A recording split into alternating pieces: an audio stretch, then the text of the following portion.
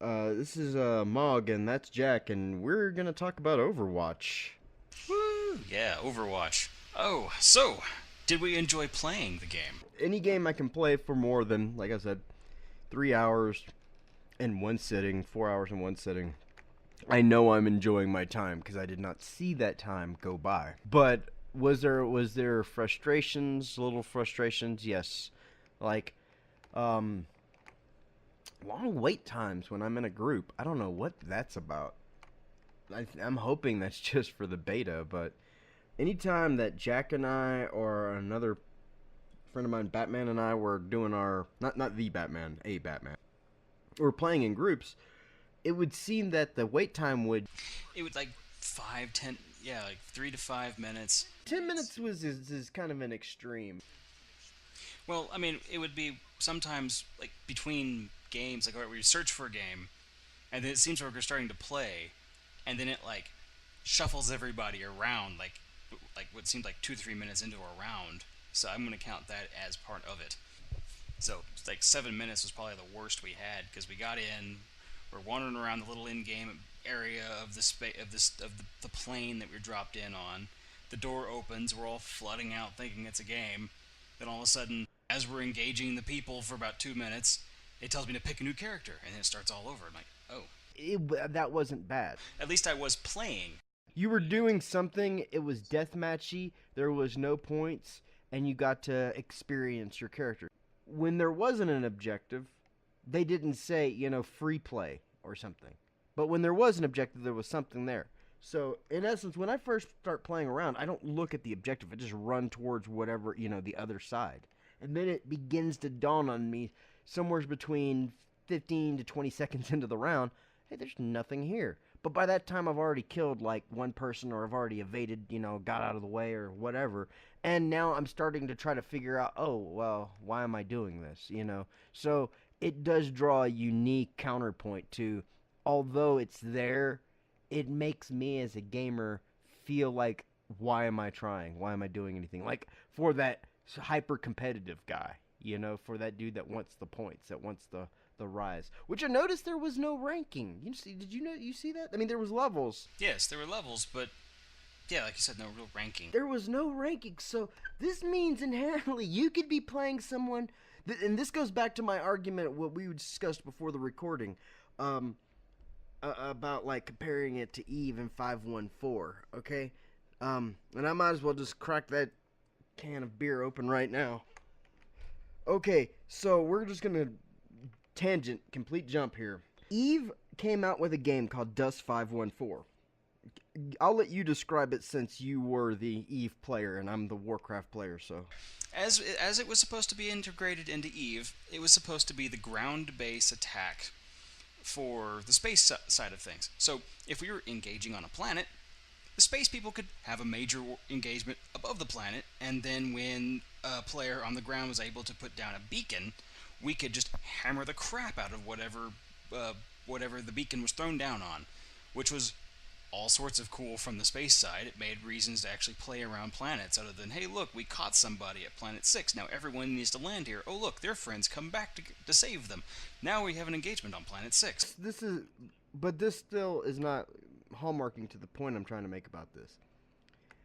Eve in a first-person shooter game is a bunch of Eve people didn't know what to perceive with this, and some of them went to go play this game, right? You said some, but not all. I am not going to assume this is a like false paradigm or something. I'm not going to assume that all Eve players know how to play first-person shooters, and inherently, I'm going to most accurately state that not all first-person shooter gamers understand Eve, even at a fundamental level, like of the, knowing that it has spreadsheets, just knowing that, like, so this is my problem. And now we move to Blizzard, where Blizzard has Activision backing them as far as being able to build a solid shooter, which is what it was. Overwatch was a solid shooter. But all of the players I can imagine from Blizzard's properties, Warcraft, Heroes of the Storm, Diablo 3. I don't know what chunk of their playtime, especially a heavy World of Warcraft player. I mean, like, I'm talking one of the does raids every day, or we're talking one of those Diablo dudes that just stays killing, like, in Nightmare 5 or whatever the hell, like, they go up to now. They did it in Diablo 2. People, like, they didn't even have all that expansion stuff, and they just kept doing, and, like, that's what they play in their main time, okay? So their skills, their combat assessments are all inherently based in those strategies from those games, right? Just like I would assume Eve player would play Dust 514 and be like, they could take some things of the game of the lore, but when it comes down to combat skill, how well can you hold a gun? How well can you shoot your target?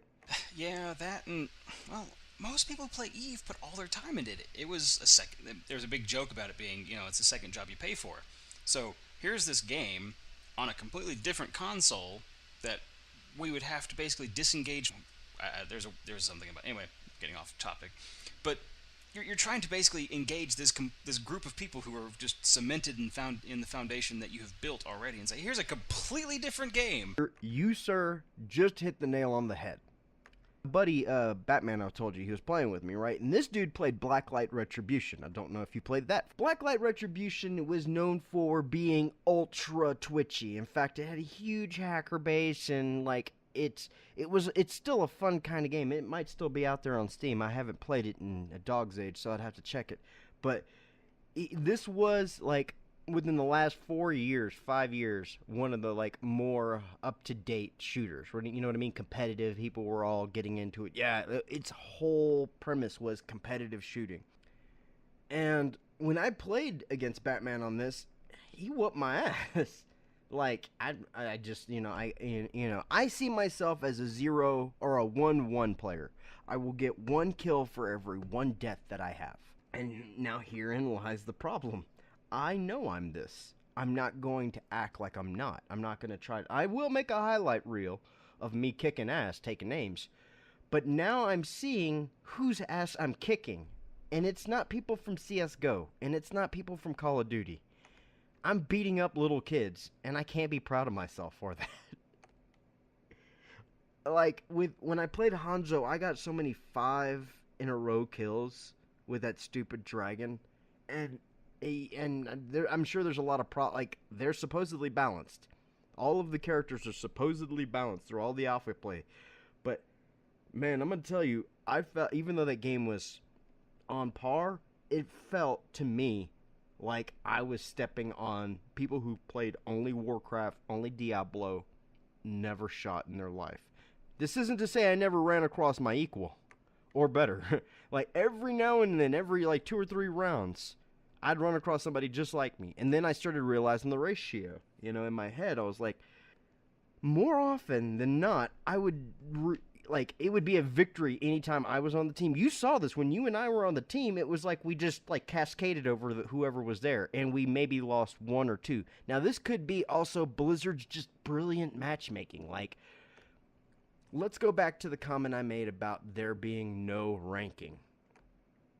Because there's no ranking in this game, I don't know what kind of character I'm going up against. So the dude I'm playing against could have an elo, or I'm sorry, a laddered position that is well above mine at my breathing rate. You know what I mean? At my capacity, because that might actually make me want to play this a little more. And that sounds kind of a shithead thing to say, but I'm gonna be real. If I know that I'm competing against people who are just in my range, I'm always going to break people in my range, because it's those variants that kill me. Like, when I get into matches where I've dealt with, like, 5 of me, 4 of me, and I've done it, you know what I mean? Where you've talked to people who have played PC games since the dawn of Doom 95, It's just... It's what it is. It's people are going to, it's like they're going to play a game based on their skill and capacity. This game is nothing new, so everybody has the skills to port into this game. And my fear, of course, is that all these WoW players, especially, but there could be kids never played a first-person shooter in their life, Parents thought there was too dangerous or too, whatever. They're finally like 16 or something now, right? And Overwatch is out. And this is their first person shooter. And that's kind of an odd thing. Are they getting stepped on too, or are they being put in good matchmaking situations? Hey Jack, what did you think of the multiplayer? I think, well, when we were doing our Heroes of the Storm, we're kind of also it's also kind of the same thing. I'm wondering if they're using kind of the same math there, because if it's us two, it's all right. It takes a minute to 2 minutes longer than what seems like the average to get into a game. And if we have 3, it seems to be a little longer. When we have 4, it takes forever, it seems like. I have never tried it with 5 people, actually. Oh, well, no, can't. No, we did have 5. I had 5 once, and it seemed to take forever, too. It's like, well, now we have 5 people who've kind of done what they want with the group. Now we have to shuffle shuffle 5 people that might actually be good against it. There's like, I think, some sort of weird modifier that tries to bring people who could possibly beat you in, even though they're not in the same team, or not in a team together. Because obviously if there's 5 people, they're communicating. And at least most of the time they would be communicating. Or they've trained together. So not necessarily a thumbs down on the whole multiplayer experience, just on group development. Yeah, I think honestly, if we could ask them that question, is like, what are you guys doing with your stats in the background between each match, or when looking for a match, we'd actually be happy the fact they're actually trying to give us a good experience. Now, if it's just like, no, there's nothing, it's just random, I'm like, well, boo to you, because there's 5 people. That's one side of the group taken. Throw people in on the other side and let us go. An enjoyable factor in the multiplayer experience was the fact that the voice activation was present. And, as well, push-to-talk was already on. Unlike other games, such as Doom and The Division, that key your push-to-talk immediately. Like, it just turns it on, and it might as well be an open mic. I don't mind games that provide that communication channel, but don't, pretend like it's an open phone call. That's really crazy. Shouldn't be treated like that, and it also kind of insults the privacy of the user. All in all, I'll say the multiplayer experience was pleasant. Yourself, how did you feel overall? I mean, these are little things, I'm picking hairs. The beginning points were my major issues with the game, but this was actually a-okay in my book. What's your story, sir? I think the multiplayer experience was great. Honestly, for what we were expecting over a beta, it was probably the best we could hope for. So, was it balanced in your assessment? For all of my complaints earlier on in the episode, I'd have to say yes, it is balanced.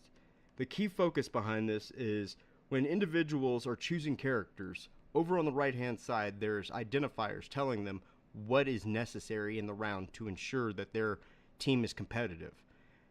I saw that throughout the round, individuals chose different characters due to the fact that other people would change. So if I went, let's say, from a support character to an offensive, or because I saw we didn't have enough, someone else, when they died, they may check the hero list and say, okay, we need somebody that fills these roles, and they would change, creating a unique dynamic that would consistently flow throughout the game.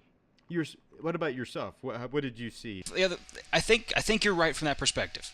From that perspective of what balanced means, yes. I think the fact that they're trying to give it a competitive, on the competitive seesaw, make everyone even that way. Here's actually what I'm throwing at. What I'm throwing at is that in the games that we either just utterly steamrolled ourselves, or the games that we were utterly steamrolled by the other team, did we feel like they weren't playing according to kind of the game schematic? Did they not have a tank? Did they have just like straight all damage people? Well, there's no mystification is my thing, because I wish League of Legends would have something like that. That if they would adopt their own meta, as it were, and then label their characters. This is ADC. They have with Team Builder, and other games have started kind of going down this route. But Blizzard just keeps it up front, Gotcha. That's what I was going to go with. Other than that, you did a wonderful job explaining, was it balanced? That's one reason I just decided to go on the other way of at least was it competitive? And I believe yes, this game is completely competitive the way they want you to play it. Most people do. What was good in the game? The diversity of characters was the best aspect of the game. Well, I didn't play all 16 characters. I just time wouldn't permit, and also you want to learn a character over time to be, to become familiar with the game itself through that point of view. But through the characters that I had played, the game is very enjoyable. It kept me on the edge of my toes. The maps were wonderful. They were illustrated to the point that I can see time and care was put into things. They also included character lore, which I'm not sure you noticed, but on like one of the like Nibia stages or something like that, it was one of the there was a support character named Lucio who was a DJ who like that's the healer guy that I played for a bit. He was actually on pieces of like a flag or like a banner article saying he was playing at this orchestra thing or he was playing, and I really like like while shooting at that I was like, wow, I just noticed something that brought the world a little more to life. Like, this is a guy I played. Like you, I really did enjoy the in-depth amount of detail, like the theater posters in the theater level for were hilarious. We had to spend like 5 or 6 minutes just looking at them and reading all of them. Um, there are some certain parts of the level you just look at going, man, they did a lot of detail in the background, or those parts of the level we didn't know where they ended and we jumped and like, hey, look, it's a cliff off into the ocean. Oops, why didn't they have a guardrail or something? Well, most likely we learned the edge of the map was there, and it felt like you were actually playing in a real environment, not, hey, look, this is like DS Dust where we have walls. It's a completely enclosed environment. It felt really open. So what was good was obviously map detail, the environment, the backstories that we enjoyed from each character, the fact you can go read some of them. I'll admit, I really enjoyed the opening sequence to the game. Just the amount of like the ape character there. Was just like trying to be cool, be cool, be cool, and then failed, and like, all right, this is what's going on. It really brought the character out in him.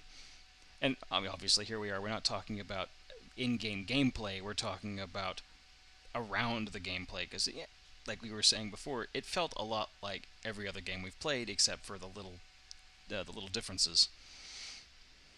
So, what was bad?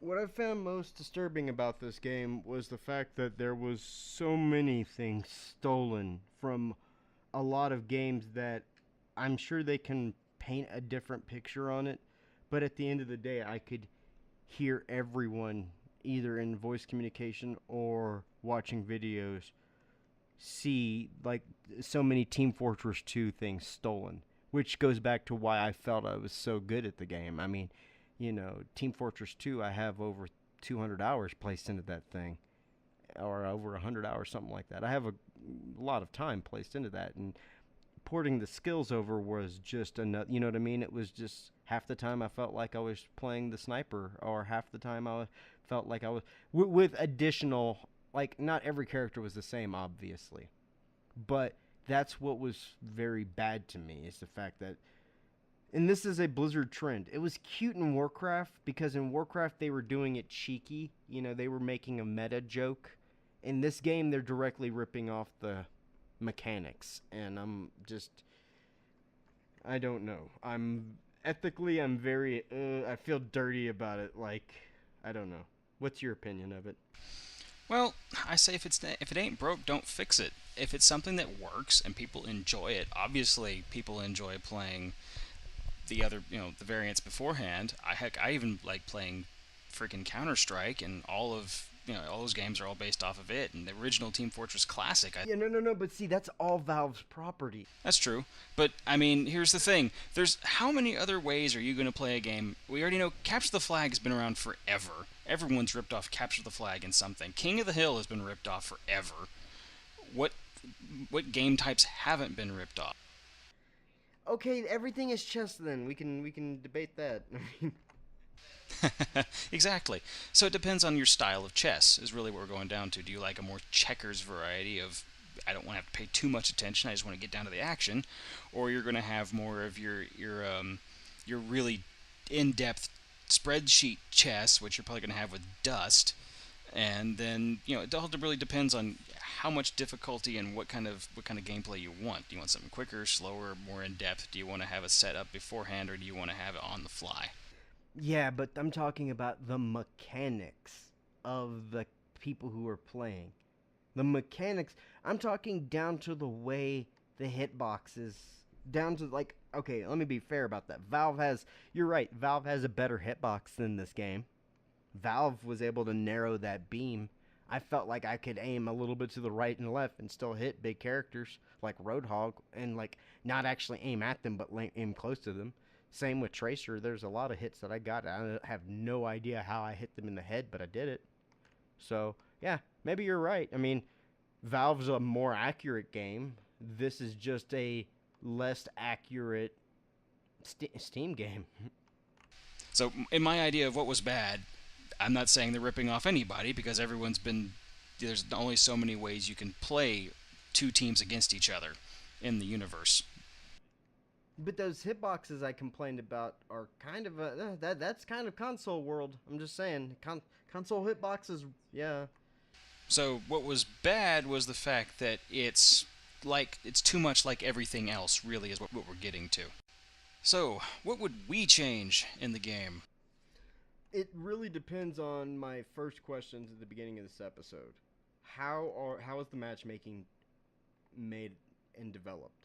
If it is developed in such a way that I'm just competing against people who are my own level and worth, and I'm just stomping like lower levels right now, hey, that's cool. That's your ranking system. That's what you're gonna do. But I would definitely put different competition levels, different ranking levels, because it's not fair for like somebody who's just now picking up a first-person shooter, which most likely might be the case for a Blizzard fan. I'm not saying that no Blizzard fan plays it. I play plenty of first-person shooter games, but I play all games, so that's kind of my thing. I think there needs to be a little more in depth on how to use more of the melee characters because that was really confusing right off, especially jumping in a run and gun game and all of a sudden, hey, look, I have a shield and a big ass rocket propelled hammer.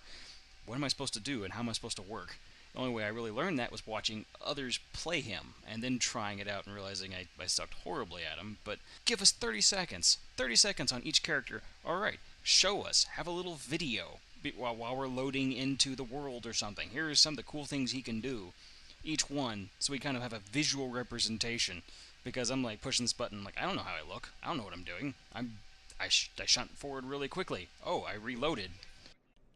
So, Jack, what would you give it as a verdict? I would give it, especially if you can catch it during the free beta, a play. I wouldn't call it game of the month. I'd basically say it's all right.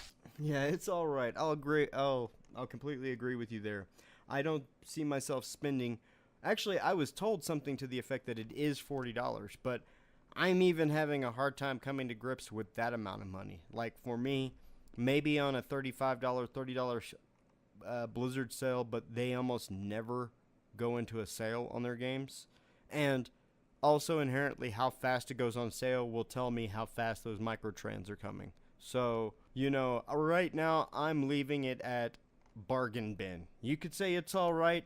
I say bargain bin. Man, wait till this thing is at the bottom, as cheap as you could buy it, and right before then, maybe it'll go free to play. And the only reason I say that is because if you buy it in the bargain bin, you might get a whole bunch of cosmetic things that cost a ton of money for microtrans if it goes free to play. Now, if the game over like a 6-month period of time doesn't lose any value, I could see pushing my bargain bin to an it's all right. But as of right now, everything that's being displayed to me, everything that's and I'm not saying Blizzard has shady tactics, but by playing Heroes of the Storm, I see them sneaking in things that I wouldn't necessarily call good gameplay. Like when they just threw Tracer in because she's now on this new thing and nobody else. Only Tracer into Heroes of the Storm. I would have liked to see Hanzo, or I'd like to see Junkrat. That would have been awesome. Oh, I'm sure they're coming, but considering that Tracer is their kind of their flagship character, Does not matter to me. To me, what matters is when they introduced her to that, the community went nuts because she became overpowered. Now, if this game goes free to play and that roster can get as big as they want because they can change the UI for the roster, how many more characters are coming down the way, and how many of them are going to be bought? And that's where I leave my suspicions. I'm not saying Blizzard will do this, but that is why I'm sticking to a bargain bin. I can understand that. And see, this is the gaming environment too talking, because I'm jaded right now for spending $60 on The Division, and that game going straight to shit over less than 2 months period. And I'm not picturing Overwatch going that road, but I will say this. When I started looking at that store that had all these things and they were coins to unlock versus just you can unlock them through playing over time, I got very apprehensive. Like, I could see if like every level you got to choose an unlock, but not coins. Because coins are the devil's playmate to microtransactions. Yeah, I would basically leave it at random. Just let it random. Because I like loot boxes, and I like being able to play hard enough to get, love the idea of, like, if I play really, really hard, I get a loot box. And it may have 1 or 2 things in it. Right, but see, the idea of the coin is Blizzard doesn't want you to feel you'll never get yours, But this is where I say they can do it at 10, 20, 30, and 40, just like they did in Heroes of the Storm. They allow you to pick something of a concurrent value of whatever they had as coin. All that coins tell me from playing is that there is a microtransaction store on the horizon. Well, I think that pretty much covers it here. This is Mog. This is Jack. Peace.